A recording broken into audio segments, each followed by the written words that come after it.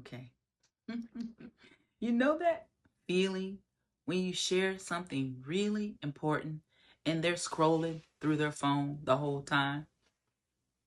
When your I need you is met with not now, okay? When you realize you've been begging for the very bare minimums in the relationship, that chronic disregard, and it's one of the most overlooked relationship wounds.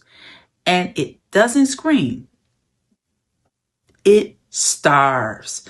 And by the time you notice, you're already emotionally depleted. Okay?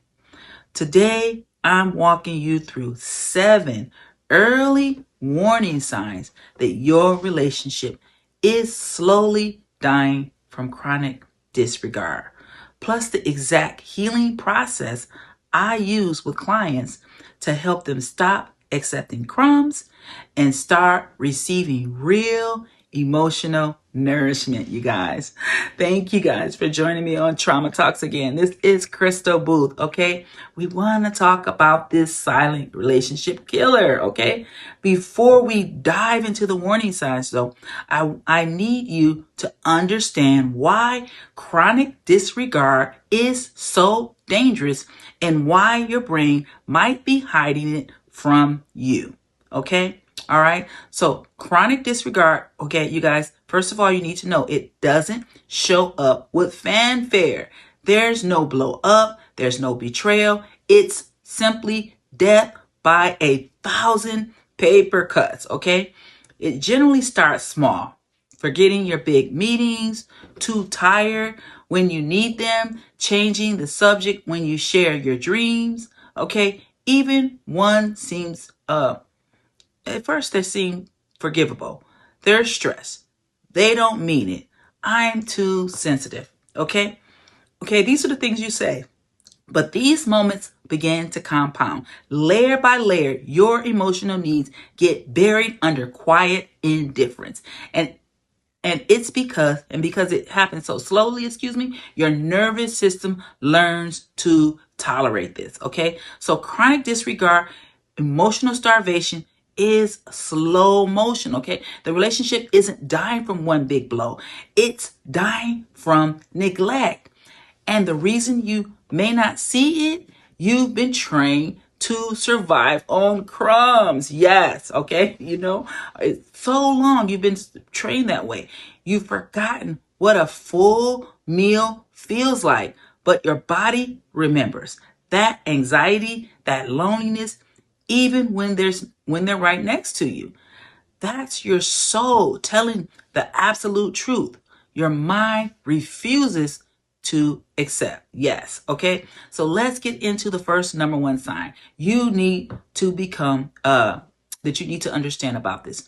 This first sign is very subtle. You might only recognize it in hindsight, actually. But once you see it, you can't unsee this. Okay, you guys. Okay.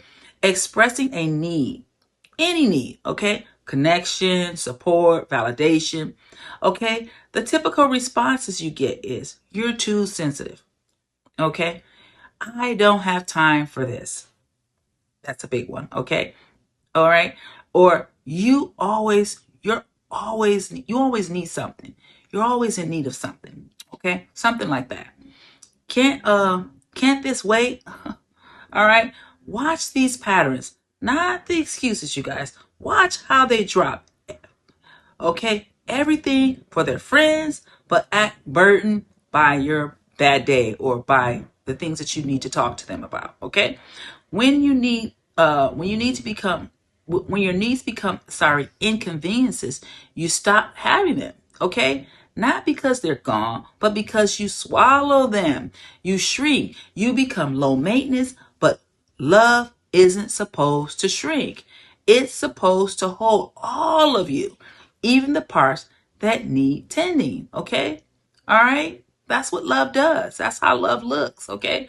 So let's talk about sign number 2, you guys. Okay? All right? You're always the one repairing.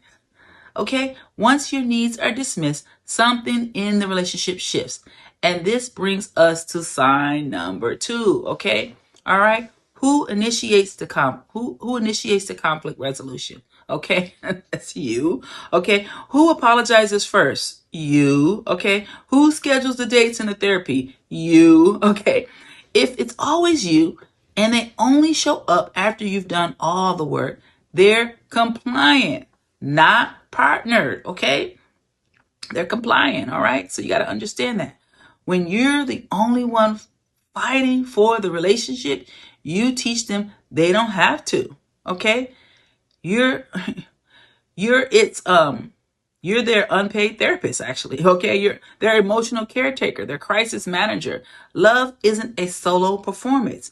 Okay, if you're not choosing to repair alongside, if they're not choosing to repair alongside you, they're quietly letting things fall apart. Okay, so let's get into sign number 3, you guys.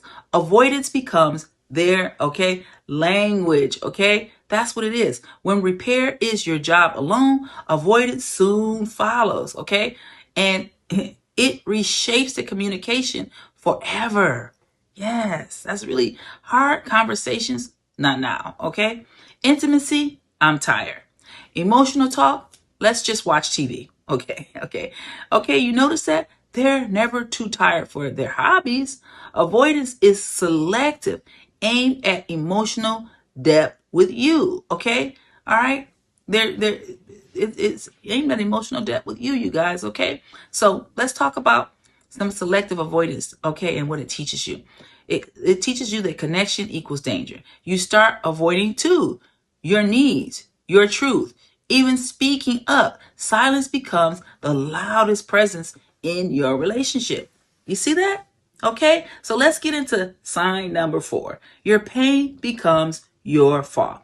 This sign might hurt the most, okay, because it turns your pain into proof of your flaw. Okay, all right, this is how this kind of works. Okay, you say that hurts me, okay, instead of I'm sorry. Okay, you don't hear I'm sorry. No, that's not what you hear. Okay, you hear you're being dramatic. Okay, isn't that horrible?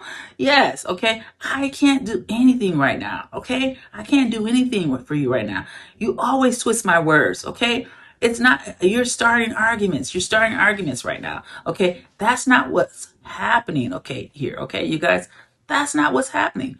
Your pain becomes evidence you're too much, and soon you preemptively apologize for even feeling, because you don't want to, be wrong. Okay, when your pain is your fault, you learn that safety equals silence, staying quiet. Okay, you stop trusting your own experience. You start looking for fault within yourself before noticing it in others. Yes, this isn't disregard, it's emotional erasure. Okay, and it wires your brain to betray yourself first.